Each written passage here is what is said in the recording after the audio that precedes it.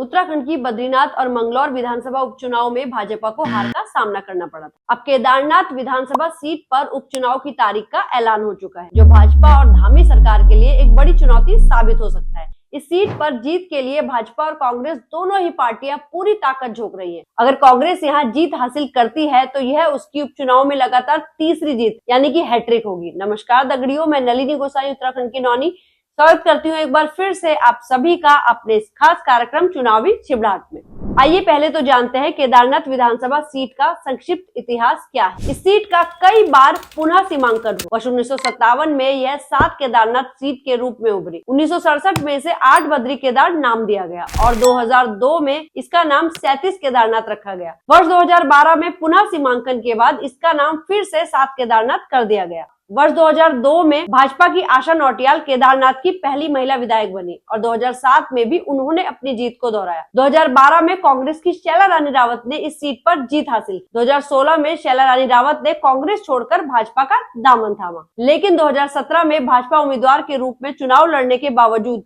कांग्रेस के मनोज रावत से हार गई और चौथे स्थान पर रही। 2022 में वह फिर से भाजपा के टिकट से चुनाव लड़ी और इस बार जीत उनके हाथ लगी। हालांकि 9 जुलाई 2024 को उनके निधन के बाद अब इस सीट पर उपचुनाव हो रहे हैं। केदारनाथ चुनाव की बात करें तो कुलदीप रावत का नाम अहम है। वर्ष 2017 में वह निर्दलीय चुनाव लड़े और वर्ष 2022 में भी वह 13,423 वोटों से दूसरे स्थान पर रहे। निर्दलीय रहते हुए भी उनका इस सीट पर मजबूत प्रभाव माना जाता है। अब आगामी 20 नवंबर को केदारनाथ में उपचुनाव होने जा रहे हैं। भाजपा बद्रीनाथ और मंगलौर जैसी गलतियों से बचना चाहती है। चुनाव की घोषणा होते ही रुद्रप्रयाग जिले में चुनाव आचार संहिता लागू हो चुकी है। साथ ही भाजपा ने विकास के मुद्दे पर कांग्रेस को घेरने से रोकने के लिए पहले ही करीब 14 लाख रुपए की धनराशि विकास कार्यों के लिए स्वीकृत की है। मुख्यमंत्री पुष्कर सिंह धामी ने खुद इस सीट पर मोर्चा संभाल लिया है और केदार घाटी में विभिन्न विकास परियोजनाओं को स्वीकृति दी जा रही है। तो चुनावी तिथियां कुछ इस तरह से हैं। 29 अक्टूबर तक नामांकन भरे जाएंगे, 4 नवंबर तक नाम वापस लिए जा सकते हैं और